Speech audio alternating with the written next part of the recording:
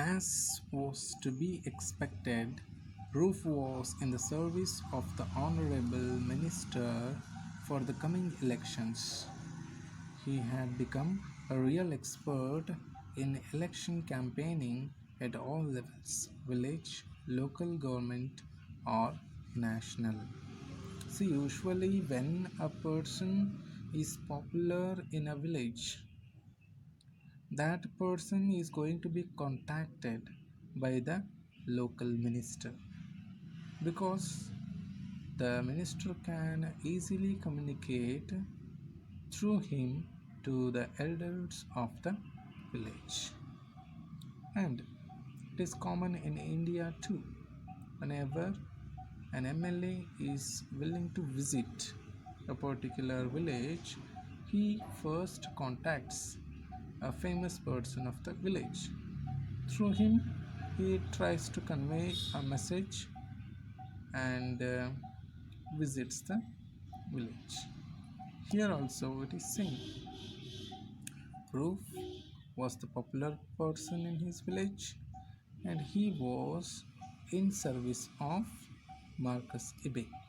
Whenever there used to take place elections, this person called Roof was working during the campaigns as a volunteer.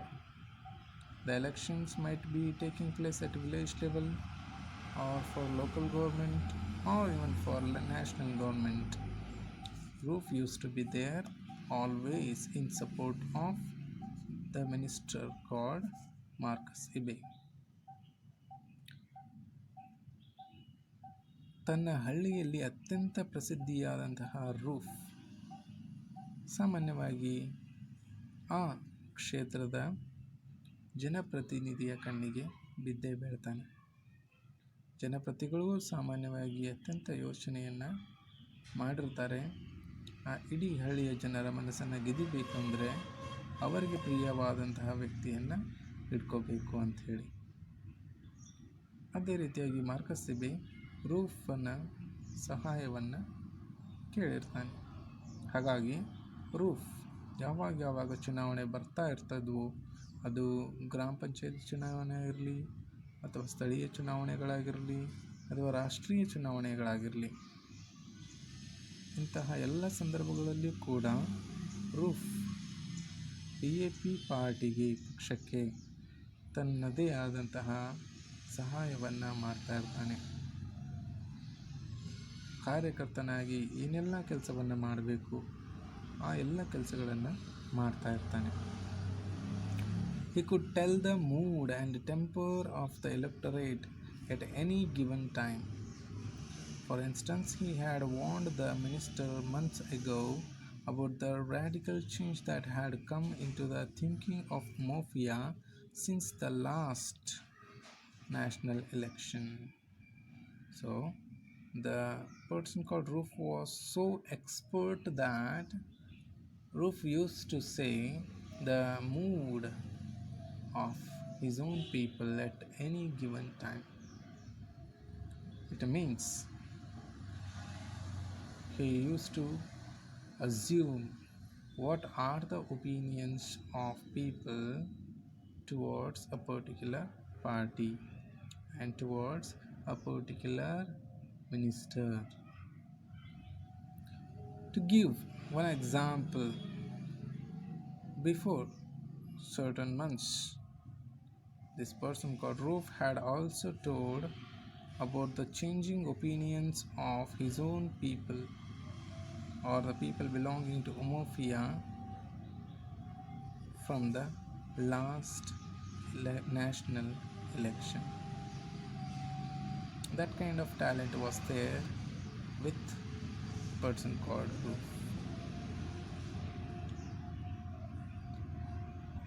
He could tell the mood and the tempo of the electorate at any given time. Roof ಅನ್ನುವಂತಹ ವ್ಯಕ್ತಿ ಎಷ್ಟು expert ಆಗಿದ್ದ ಅಂದರೆ ಯಾವುದೇ ಸಂದರ್ಭದಲ್ಲಿ ಜನರ ಮನಸ್ಥಿತಿಯನ್ನು ಅರ್ಥ ಮಾಡಿಕೊಳ್ಳಬಲ್ಲವನಾಗಿದ್ದ, ಅವರ ಅಭಿಪ್ರಾಯಗಳ ಬದಲಾವಣೆಯನ್ನು ಅರ್ಥೈಸಿಕೊಳ್ಳಬಲ್ಲವನಾಗಿದ್ದ. For instance, He had warned the minister months ago about the radical change that had come into the thinking of Mofia since the last national election. ಒಂದು ಉದಾಹರಣೆ ಕೊಡಬೇಕು ಅಂದರೆ, ಅವನು ಮಂತ್ರಿಗಳಿಗೆ ಕೆಲವು ತಿಂಗಳುಗಳ ಹಿಂದೆ ಉಮೋಫಿಯಾ ಸಮುದಾಯದ ಜನರಲ್ಲಿ ಆದಂತಹ ಕೆಲವೊಂದಿಷ್ಟು ಅಭಿಪ್ರಾಯ ಬದಲಾವಣೆಗಳನ್ನು ಅವರಿಗೆ ತಿಳಿಸಿದ್ದ.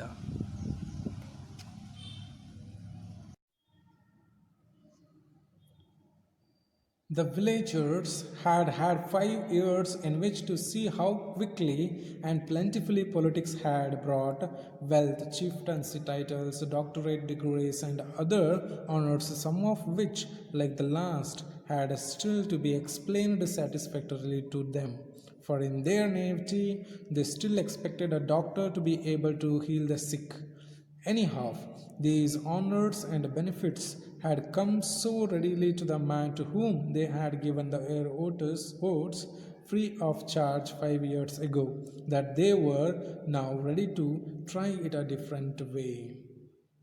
See, here, the person called Roof tries to tell how the opinions of his village changed towards Marcus Abbey from the past 5 years. He says that when the villagers had given the oaths to Marcus Abbey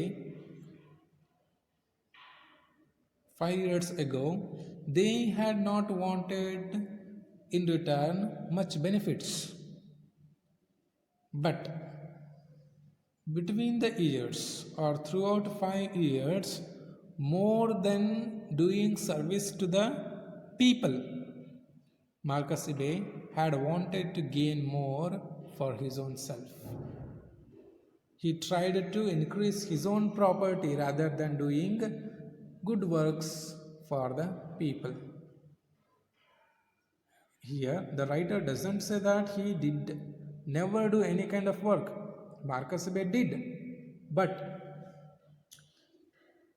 still there were many things which were to be done by Marcus Abbey. In a local level, the writer here tries to say that the problem of the man was more in the health level. And if there are many problems, the doctor has to be more perfect. The doctor has to be more experienced. If he is experienced, if he can give the solution more properly, then the other doctor can be searched.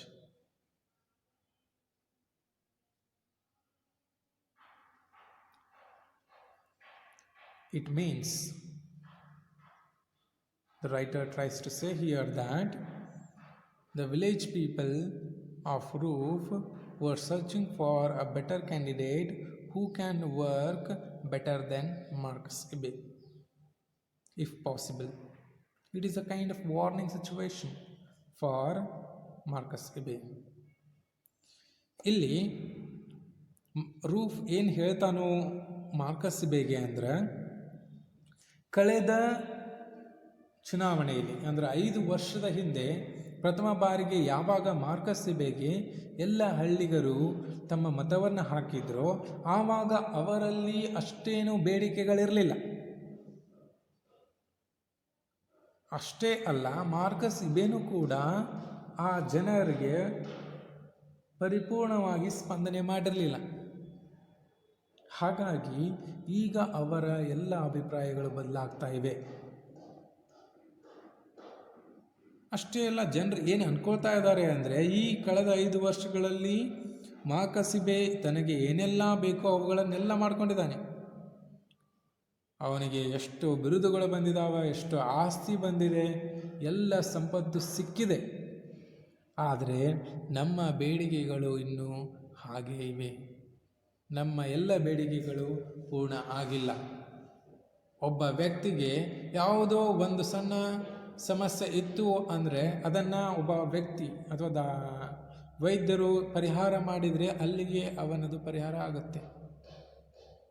ಅದೇ ಒಬ್ಬ ವ್ಯಕ್ತಿಗೆ ಹಲವಾರು ಸಮಸ್ಯೆಗಳಿದ್ದು ಕೇವಲ ಕೆಲವೇ ಸಮಸ್ಯೆಗಳು ಪರಿಹಾರ ಆದರೆ ವೈದ್ಯರಿಂದ, ಇನ್ನು ಕೆಲವೊಂದಿಷ್ಟು ಸಮಸ್ಯೆಗಳಿಗೆ ಪರಿಹಾರವನ್ನು ಹುಡುಕಲಿಕ್ಕೆ ಅವನು ಬೇರೆ ಒಬ್ಬ ವೈದ್ಯನನ್ನು ಹುಡುಕಲಿಕ್ಕೆ ಪ್ರಾರಂಭ ಮಾಡ್ತಾನೆ. ಅದೇ ರೀತಿ ಈ ಚುನಾವಣೆ ಸಂದರ್ಭದಲ್ಲಿ ಕೂಡ ಮಾರ್ಕಸ್ ಇಬೆಗೆ ಸರಿಯಾಗಿ ಎಲ್ಲ ಸಮಸ್ಯೆಗಳನ್ನು ಪರಿಹಾರ ಮಾಡಲಿಕ್ಕೆ ಆಗದೇ ಇದ್ದಿದ್ದರಿಂದ ಇನ್ನೊಬ್ಬ ಪ್ರತಿನಿಧಿಗಾಗಿ ಅವರು ಕಾಯ್ತಾ ಇರ್ತಾರೆ ಅನ್ನುವಂತಹ ಸನ್ನಿವೇಶವನ್ನು ರೂಫ್ ಏನು ಮಾಡ್ತಾನೆ ಅಂದರೆ Marcus ಇಬೆಗೆ ಹೇಳಿರ್ತಾನೆ. Their point was that only the other day Marcus Ibe was a not too successful mission school teacher. ಇಲ್ಲಿ ಮಾರ್ಕಸ್ ಇಬೆಯ ಹಿಂದಿನ ಜೀವನದ ಬಗ್ಗೆ ಅಥವಾ 5 ವರ್ಷಗಳ ಹಿಂದಿನ ಜೀವನದ ಬಗ್ಗೆ ಹೇಳಕ್ಕೆ ಇಷ್ಟಪಡ್ತಾನೆ. ಮಾರ್ಕಸ್ ಇಬೆ ಈಗ ಬಹಳಷ್ಟು ದೊಡ್ಡ ವ್ಯಕ್ತಿಯಾಗಿರಬಹುದು, ಜನಪ್ರತಿನಿಧಿ ಆಗಿರಬಹುದು, ಆದರೆ 5 ವರ್ಷಗಳ ಹಿಂದೆ ಅವನೊಬ್ಬ ಶಾಲೆಯ ಶಿಕ್ಷಕ ಆಗಿದ್ದ. ಶಿಕ್ಷಕ ವೃತ್ತಿಯಲ್ಲಿ ಅವನಿಗೇನು ಯಶಸ್ಸು ಸಿಕ್ಕಿರಲಿಲ್ಲ. Then politics had come to their village and he had wisely joined up, some said just in time to avoid imminent dismissal arising from a female teacher's complaint. ಆಗ ಶಿಕ್ಷಕನಾಗಿದ್ದಾಗ ಯಾವಾಗ ರಾಜಕೀಯ ಆ ಹಳ್ಳಿಗೂ ಬಂತು, ಆವಾಗ ಆ ಅವಕಾಶವನ್ನು ಸರಿಯಾಗಿ ಉಪಯೋಗವನ್ನು ಅವನು ಮಾಡಿಕೊಂಡ. ಅಂದರೆ ರಾಜಕೀಯಕ್ಕೆ ಸೇರಿ ಪ್ರತಿನಿಧಿ ಆಗಲಿಕ್ಕೆ ಪ್ರಾರಂಭ ಮಾಡಿದ. ಎಷ್ಟೋ ಜನರು ಇನ್ನೂ ಬೇರೆ ರೀತಿಯಾದಂಥ ಕಾರಣಗಳನ್ನು ಹೇಳ್ತಾರೆ.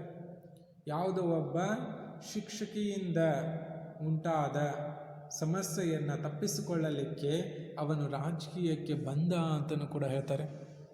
ಇಂದಿನ ವ್ಯವಸ್ಥೆಯಲ್ಲಿ ಕೂಡ, ಸಮಾಜದ ವ್ಯವಸ್ಥೆಯಲ್ಲಿ ಕೂಡ ನಾವು ಕಾಣಬಹುದು, ಎಷ್ಟೋ ಜನರು ಯಾವುದೋ ಕೆಲವೊಂದಿಷ್ಟು ಸಮಸ್ಯೆಗಳಿಂದ ತಪ್ಪಿಸಿಕೊಳ್ಳಲಿಕ್ಕಾಗಿ ರಾಜಕೀಯಕ್ಕೆ ಬರ್ತಾರೆ. There is a statement in English, I think. Politics is the last resort of scoundrels. I think by Shelley it might be. ಹಾಗಾಗಿ ಎಲ್ಲಿ ಸಲ್ಲದವ ರಾಜಕೀಯದಲ್ಲಿ ಸಲ್ಲುತ್ತಾನೆ ಅನ್ನೋ ಥರ ಇಲ್ಲಿ ನಾವು ತಿಳ್ಕೋಬೇಕು. ಅದು ಇವನ ಜೀವನದಲ್ಲಿ ಅತ್ಯಂತ ಸೂಕ್ತ ಅನಿಸುತ್ತೆ.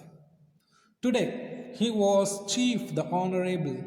He had 2 long cards and had just built himself the biggest house anyone had seen in these parts. ಅವತ್ತು ಒಬ್ಬ ಸಾಮಾನ್ಯ ಶಿಕ್ಷಕನಾಗಿದ್ದವ ಇವತ್ತು ಅತ್ಯಂತ ಶ್ರೀಮಂತ ರಾಜಕಾರಣಿ. ಆಮೇಲೆ 2 ದೊಡ್ಡ ಕಾರುಗಳನ್ನು ಹೊಂದಿದ್ದಾನೆ, ಒಂದು ದೊಡ್ಡ ಬಂಗಲೆಯನ್ನು ಕಟ್ಟಿಸಿದ್ದಾನೆ. ಅದೆಷ್ಟು ದೊಡ್ಡ ಬಂಗಲೆ ಅಂದರೆ ಆ ಪ್ರದೇಶದಲ್ಲಿ ಯಾವೊಬ್ಬ ವ್ಯಕ್ತಿಯೂ ಕೂಡ ಅಷ್ಟು ದೊಡ್ಡ ಬಂಗಲೆಯನ್ನು ಕಟ್ಟಿಲ್ಲ. But let it be said that none of these successes had gone to Marcus's head. ಆದರೆ ಒಂದು ಮಾತು ನಾವಿಲ್ಲಿ ತಿಳ್ಕೋಬೇಕು, ಈ ಎಲ್ಲ ಶ್ರೀಮಂತಿಕೆ ಅಥವಾ ಸಂಪತ್ತು ಮಾರ್ಕಸ್ ಇಬೆಯನ್ನು ಸಂಪೂರ್ಣವಾಗಿ ಆವರಿಸಿಕೊಂಡಿರಲಿಲ್ಲ. ಇನ್ನೂ ಕೂಡ ಸ್ವಲ್ಪ ಅವನು ಜನರಿಗಾಗಿ ಏನಾದರೂ ಮಾಡಬೇಕು ಅಂತಂಥೇಳಿ ಬಯಸಿರ್ತಾನೆ. He remained devoted to his people. ತಮ್ಮ ಜನರಿಗಾಗಿ ಆದಷ್ಟು ಕೆಲಸವನ್ನು ಮಾಡಲಿಕ್ಕೆ ಇಚ್ಛೆ ಪಡ್ತಾನೆ Marcus ಇಬೆ. Whenever he could, he left the good things of the capital and returned to his village, which had neither running water nor electricity, although he had lately installed a private plant to supply electricity to his new house. ರಾಜಕಾರಣಿಯಾಗಿದ್ದು ಎಷ್ಟು ಸೌಲಭ್ಯಗಳು ತನ್ನ ಖಾತೆಯಲ್ಲಿ ಬಂದಾಗ ಮೊದಲಿಗೆ ಅವನು ತನ್ನ ಕ್ಷೇತ್ರಕ್ಕೆ ಪ್ರಾಶಸ್ತ್ಯವನ್ನು ಕೊಡ್ತಾನೆ. ಸಾಮಾನ್ಯವಾಗಿ ನಾವು ಇಂದಿನ ರಾಜಕಾರಣದಲ್ಲಿ ಕೂಡ ನೋಡ್ಬೋದು. BS ಯಡಿಯೂರಪ್ಪನವರು ಕೂಡ ಎಷ್ಟೋ ಸೌಲಭ್ಯಗಳನ್ನು ತಮ್ಮ ಕ್ಷೇತ್ರವಾದ ಶಿಕಾರಿಪುರಕ್ಕೆ ಕೊಟ್ಟಿದ್ದಾರೆ. ನಮ್ಮ ಜಗದೀಶ್ ಶೆಟ್ಟರ್ ಅವರು ಕೂಡ ಎಷ್ಟು ಸೌಲಭ್ಯಗಳನ್ನು ಇಲ್ಲಿ ಹುಬ್ಬಳ್ಳಿ ಧಾರವಾಡಕ್ಕೆ ತಂದು ಕೊಡ್ತಾರೆ. ಅಂಥ ರಾಜಕಾರಣಿಗಳನ್ನು ನಾವು ಕಾಣಬಹುದು. ಮೊದಲಿಗೆ ತಮ್ಮ ಕ್ಷೇತ್ರಗಳಿಗೆ ಪ್ರಾಶಸ್ತ್ಯ ಕೊಡೋದು. ಇಲ್ಲಿ ಕೂಡ ಹಾಗೆ ಆಗಿದೆ. ತಮ್ಮ ಕ್ಷೇತ್ರಕ್ಕೆ ಪ್ರಾಶಸ್ತ್ಯವನ್ನು ಕೊಡ್ತಾನೆ. ಆದರೂ ಏನೂ ಸೌಲಭ್ಯವಿಲ್ಲದಂತಹ ಕ್ಷೇತ್ರವಾದ ಉಮೋಫಿಯಾಕ್ಕೆ, ಅಂದರೆ ಅಲ್ಲಿ ಸರಿಯಾಗಿ ನೀರು ಬರ್ತಾ ಇರಲಿಲ್ಲ, ವಿದ್ಯುತ್ ವ್ಯವಸ್ಥೆ ಇರಲಿಲ್ಲ. ಅಂತಹ ಸಂದರ್ಭವನ್ನು ಗಮನಿಸಿದಂತಹ ಮಾರ್ಕಸ್ ಸಿಬೆ ಆ ಸೌಲಭ್ಯವನ್ನು ಕೊಡಲಿಕ್ಕೆ ಮುಂದಾಗ್ತಾನೆ. ಅಷ್ಟೇ ಅಲ್ಲ, ಅದಕ್ಕಿಂತ ಹೆಚ್ಚಾಗಿ ತನ್ನ ಮನೆಗೆ ಪ್ರತ್ಯೇಕವಾಗಿ ಒಂದು ವಿದ್ಯುತ್ ವ್ಯವಸ್ಥೆ ಇರುವಂತೆ ನೋಡ್ಕೊಳ್ತಾನೆ. ಅಂದರೆ ಯಾವುದೇ ರೀತಿಯಾದಂಥ ಸಮಸ್ಯೆ ಬರಬಾರ್ದು ಅಂಥೇಳಿ ದಿನದ 24 ಗಂಟೆಯು ವಾರದ 7 ದಿನವೂ ಇರುವಂತೆ ನೋಡ್ಕೊಳ್ಳಲಿಕ್ಕೆ ಆ ರೀತಿಯಾದಂತಹ ವಿದ್ಯುತ್ ವ್ಯವಸ್ಥೆಯನ್ನು ತನ್ನ ಮನೆಗೆ ಮಾಡಿಕೊಂಡಿರ್ತಾನೆ. ಇದೇ ವ್ಯತ್ಯಾಸವನ್ನು ನಾವಿಲ್ಲಿ ಕಾಣಬೇಕು. ಮೊದಲು ಅವನು ತನಗೆ ವ್ಯವಸ್ಥೆ ಮಾಡ್ಕೊಳ್ತಾನೆ, ಅದಾದ ನಂತರ ತನ್ನ ಕ್ಷೇತ್ರಕ್ಕೆ. He knew the source of his good fortune, and like the little bird who ate and drank and went out to the challenge, his personal spirit, Marcus had christened to his new house Umofia Mansions in honor of his village, and he had slaughtered 5 bulls and countless goats to entertain the people on the day it was opened by the archbishop.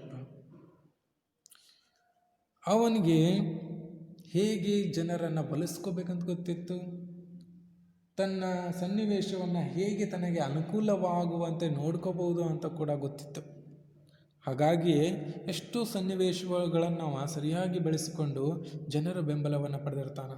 ಉದಾಹರಣೆಗೆಂದರೆ, ತಾನು ಕಟ್ಟಿದ ದೊಡ್ಡ ಭವ್ಯ ಬಂಗಲೆಗೆ ಉಮೋಫಿಯಾ ಜನರನ್ನು ಕೊಡುಗೆ ಅನ್ನೋ ಸಲುವಾಗಿ ಉಮೋಫಿಯಾ mansions ಅಂತಂತೇಳಿ ಹೆಸರಿಡ್ತಾನೆ. ಅಷ್ಟೇ ಅಲ್ಲ, ಮನೆಯ ಉದ್ಘಾಟನೆಯ ದಿವಸ ಅಥವಾ ಮನೆಯ ಓಪನಿಂಗ್ ದಿವಸ ಹಲವಾರು ಜನರನ್ನು ತನ್ನ ಮನೆಯ ಊಟಕ್ಕೆ ಕರಿತಾನೆ. ಅದಕ್ಕೋಸ್ಕರ ಎಷ್ಟೋ ಎತ್ತುಗಳನ್ನು, ಹೋರಿಗಳನ್ನು, ಆಡುಗಳನ್ನು ಕೊಂದು ಅವರಿಗೆ ಊಟವನ್ನು ಹಾಕಿಸ್ತಾನೆ. ಈ ಥರದಾದಂಥ ಸಮಾರಂಭಗಳನ್ನು ಮಾಡಿದಾಗ ಜನರು ಸ್ವಲ್ಪ ತೃಪ್ತಿ ಪಡ್ತಾರೆ. ಅಷ್ಟೇ ಅಲ್ಲ, ರಾಜಕಾರಣಿಯ ಆ ಉದ್ದೇಶದಿಂದ ಇಂಪ್ರೆಸ್ ಆಗ್ತಾರೆ ಅಂತ ಕೂಡ ನಾವು ಹೇಳ್ಬೋದು.